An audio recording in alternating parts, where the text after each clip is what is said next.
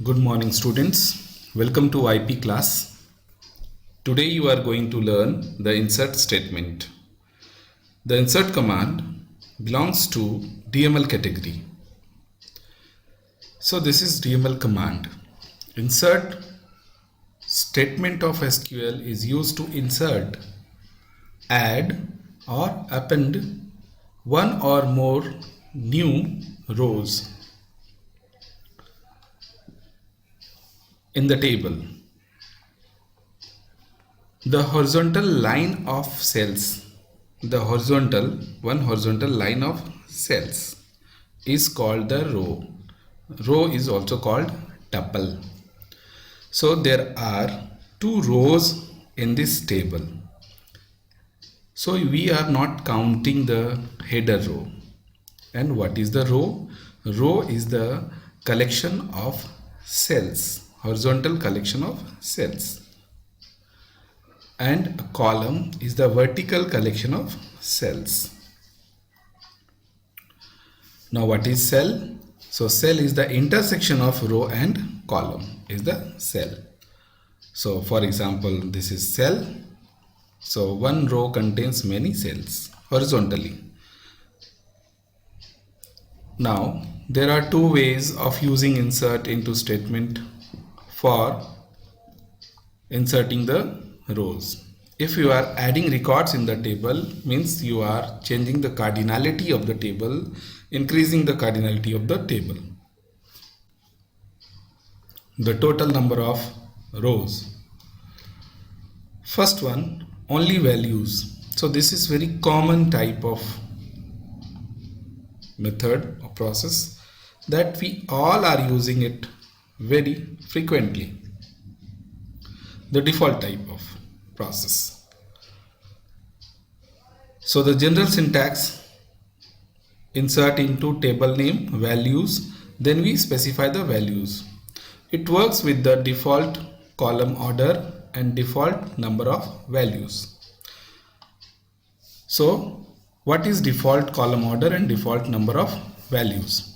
For example, in the employee table there are 5 columns. So by counting the columns you can find number of columns, but this is the default column order, that the employee name, E name is the second column, salary is the third column, bonus is the fourth column. So this is the column order. So in the values you specify the values in that order. So we don't need to specify attribute or column name to add the record.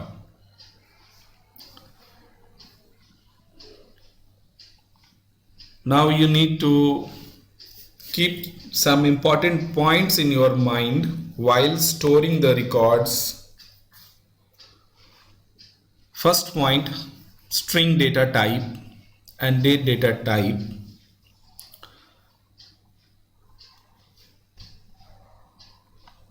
Char and varchar belongs to string data type. Now you can store Patna or date type of value within double quotation or single quotation. It is compulsory for non-numeric data types. It may be character data type, it may be varchar data type, it may be date data type, or any other types. Second point, numeric data types may be written, means you can use, if you are using double quotation, if you are enclosing the values within single quotation, or you cannot use. It is optional for the numeric type only. Now the third point, never enclose null values in any type of quotation mark. It is free from all kind of quotation mark, neither double quotation nor single quotation. But you can write null in capital letters, small letters, or in mixed case. Next point, null values can be stored in any type of column, means char, varchar, int, date, etc. So null can be stored in any type of column. Now we are going to store 10 records in the employee table. So this way. So you can follow two processes. The first one is the insert, means separate insert commands for each record, and second one is the one common insert command for all the rows, all the records. So here you can observe that when you specify first row, at last you need to write the semicolon, then another insert command with another set of values for another row, semicolon. So all lines are individual, but here all the records or rows values are written in one line, one semicolon at the last. All rows values are written within the round bracket, and all the round brackets are separated with the comma. So all 10 rows are written in one single insert command. So you can observe the output. So you can use any of the process, either process 1 or 2, which one suits you. Now the first one is for the beginners and second one is for the advanced user. If you are confident, you can type all the records, all 10 records using one single command. Now see the output. Select command is used to display the output. You can observe the output. All 10 records are stored in this way. So if you want to add one more record, you can add insert into employee, insert into table name, values, then specify the values. Null is free from quotation, numeric can be written without quotation, and char, it is compulsory.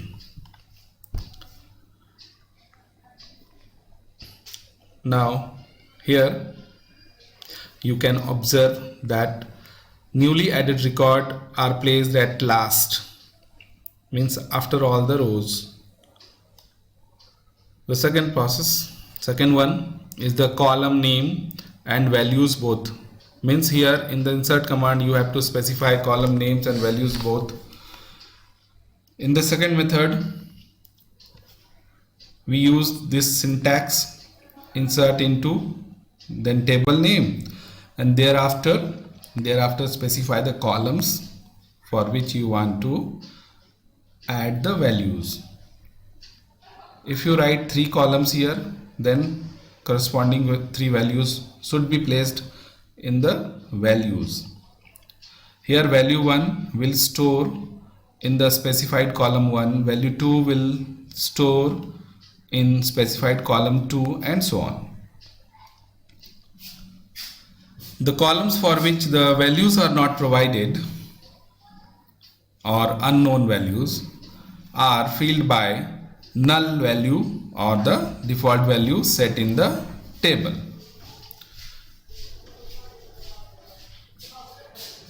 For example, insert into employee and employee number, employee name and department ID.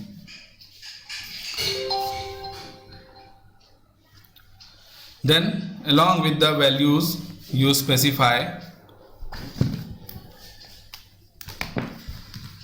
the values.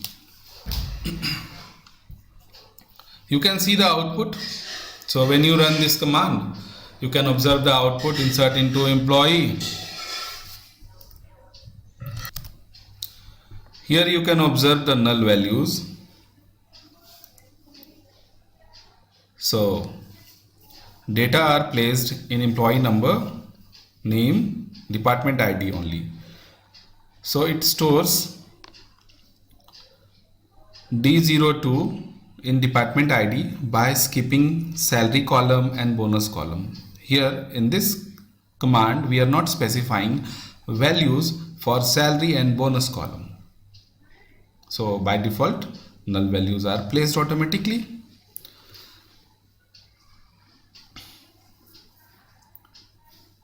Now a little bit more. This is some advanced type of command using select in insert into statement. We can use the select statement with insert into statement to copy rows from one table and insert them into another table. The use of this statement is similar to that of insert into statement. The difference is that select statement is used here to select data from the different table, and insert command adds the records into the current table. So imagine there are two tables. First one is the large table and second one is the small table. In the small table there is no data, and in the large table there are thousands of records, but you want to copy few records in the small table, or you want to create one small table from the existing large table. First case, inserting all columns of a table. All columns, all rows, all columns. The general syntax is insert into first table name, that is the small table name, select asterisk from the large table name. For example, create table E1. Here E1 is the small and new table, like employee, the existing table having 11 records. Now you can check select asterisk from E1. There is no record in the E1 table. Insert into E1, select asterisk from employee. So select asterisk means all records from employee. There is no where clause. It means it will include all the rows, and all those records will be added into the newly created table E1 having the same structure. Now check the content. With this command you can check the content. All the records of employee table is present in the E1 table.